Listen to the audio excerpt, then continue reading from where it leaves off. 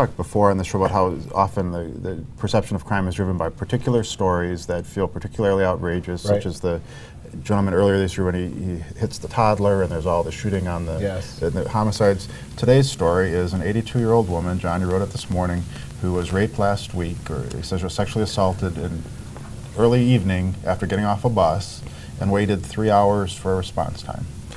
Tell us first what you reported, and then let's talk very briefly about what that impact is. Yeah, this story is developing right now. We have police records which show that this woman, 82, she was sexually assaulted, as you said, as she got off the bus.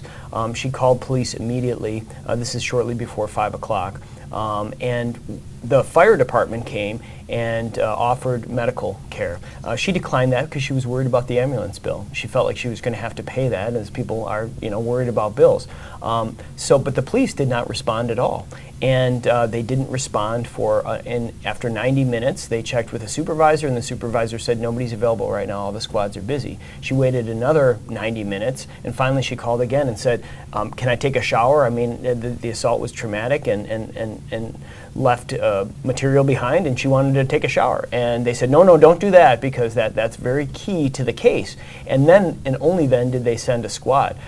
So 3 hours that she waited, the department is calling that time excessive, and that they're seeing whether policy was followed or not. The mayor's office just issued a release as well, calling it excessive and saying it needs to be investigated. And this comes a year after the department itself investigated a 22-minute delay in responding to what turned out to be a fatal stabbing. So this is just give us your take, James. So how does this play for the average city resident? This is ridiculous. An 82-year-old woman was raped, and they didn't show up until she called and said, can I take a shower? That's ridiculous, and the mayor needs to speak out on this. The police chief needs to speak out on this, because this should not happen. And talk about perception. It's the worst thing that could happen to this city right now. And if the police can't ensure that they're going to keep the public safe, then what are they doing?